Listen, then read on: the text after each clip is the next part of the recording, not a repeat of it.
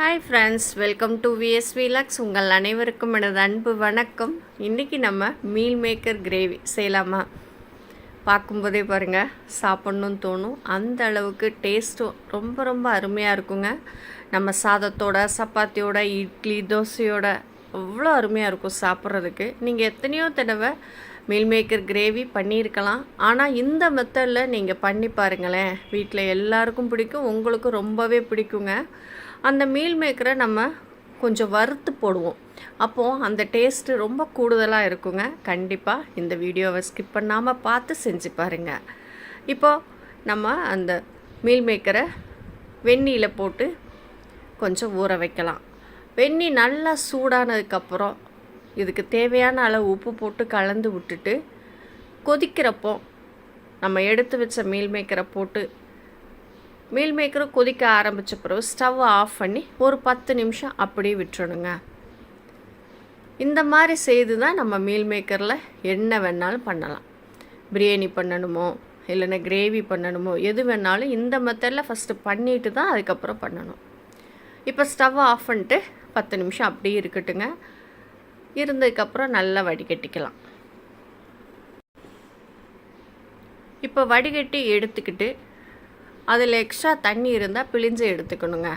ஏன்னா இதை நம்ம வறுத்து எண்ணெயில் வறுத்து தான் குழம்புல போட போகிறோம். அதனால் தண்ணி சுத்தமாக இருக்கக்கூடாது. நல்லா அதை பிழிஞ்சு எடுத்துக்கலாம். சைடில் வச்சுட்டு அதுக்கப்புறம் நம்ம குழம்பு செய்யணும்.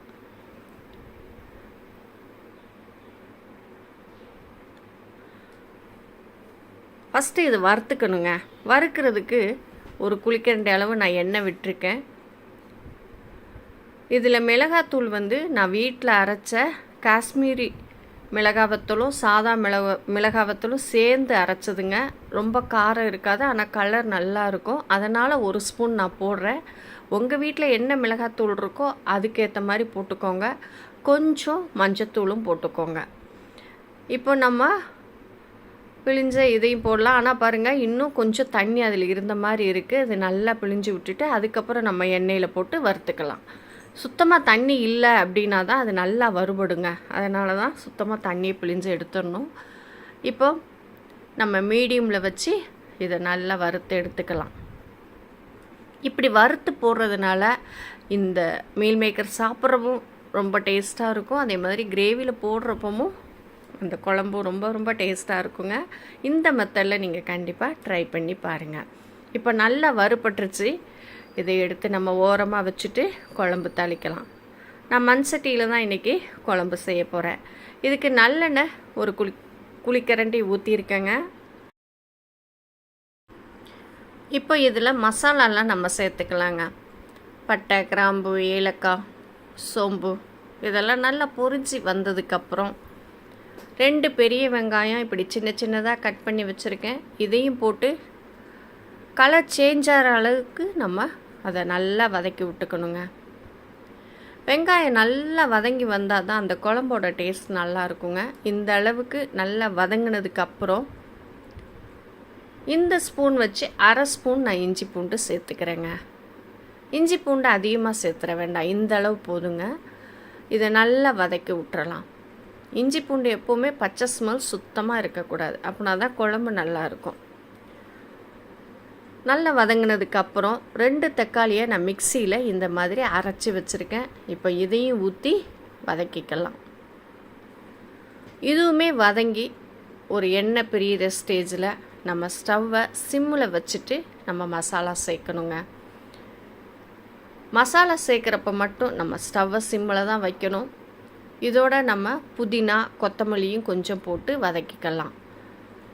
இதை மிஸ் பண்ணாமல் போட்டு வதக்குங்க. குழம்பு அவ்வளோ டேஸ்ட்டாக இருக்கும், மணமாக இருக்கும்.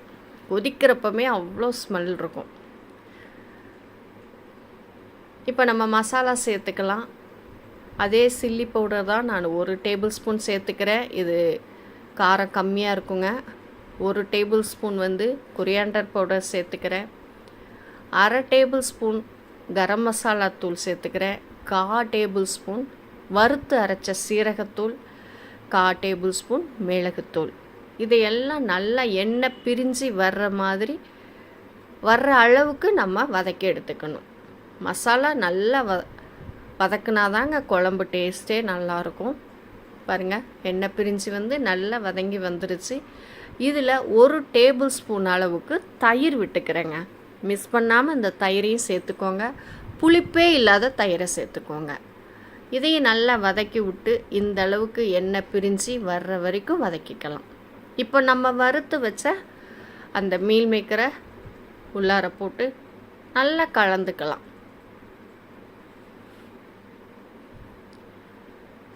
நல்லா கலந்துக்கிட்டு இது தொக்கா கூட யூஸ் பண்ணலாங்க. நம்ம சாதத்தோடு வச்சு சாப்பிட்றதுக்கு ரொம்ப அருமையாக இருக்கும். இதில் கொஞ்சம் தண்ணி விட்டு நம்ம கிரேவியாக வச்சுக்கலாம், கூட கொஞ்சம் தண்ணி விட்டு குழம்பாக வச்சுக்கலாம். எப்படி நமக்கு சௌரியமோ அப்படி இதை நம்ம யூஸ் பண்ணலாம். எல்லாமே டேஸ்ட் ரொம்ப நல்லாயிருக்கும். இப்போ எல்லாம் கலந்து விட்டாச்சுங்க. நான் குழம்பா செய்ய போகிறேன், அதனால் இதுக்கு தேவையான அளவு தண்ணி விட்டுக்க போகிறேங்க. குழம்புக்கு எவ்வளோ தேவையோ அந்த அளவுக்கு தண்ணி விட்டு கலந்துக்கிட்டு இதில் கொஞ்சம் உப்பு போட போகிறேன். ஏற்கனவே மீல் மேக்கர் நம்ம தண்ணியில் ஊற போடும்போது நம்ம உப்பு போட்டிருக்கோம். அதையும் கவனத்தில் வச்சுக்கிட்டு கொஞ்சம் கம்மியாக தாங்க உப்பு போடணும். உப்பு போட்டு கலந்து விட்டுட்டு ஒரு 10 நிமிஷம் சிம்மில் வச்சு நல்லா கொதிக்க விடலாம். இது நல்லா கொதிக்க ஆரம்பிச்சதுக்கப்புறம் சிம்மில் வச்சுட்டு கொதிக்க விடலாங்க.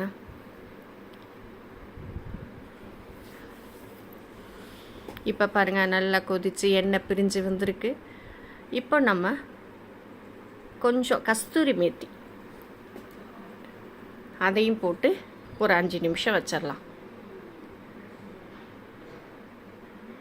5 நிமிஷத்துக்கு அப்புறம் பார்த்தா நமக்கு மீல் மேக்கர் கிரேவி ரெடிங்க. கண்டிப்பாக இதே மாதிரி செஞ்சு பார்த்து சாப்பிட்டுட்டு எப்படி இருக்குன்னு சொல்லுங்கள். உங்களுக்கு இந்த வீடியோ ரொம்ப பிடிச்சிருந்துச்சு அப்படின்னா உங்கள் ஃப்ரெண்ட்ஸ் சர்க்கிளுக்கும் ஷேர் பண்ணி விட்டு ஒரு லைக்கை போடுங்கங்க. மிஸ் பண்ணாமல் இந்த வீடியோவை பார்த்துட்டு நீங்கள் செஞ்சு பார்த்து சாப்பிட்டு பாருங்கங்க. ரொம்பவே உங்களுக்கு பிடிக்கும்.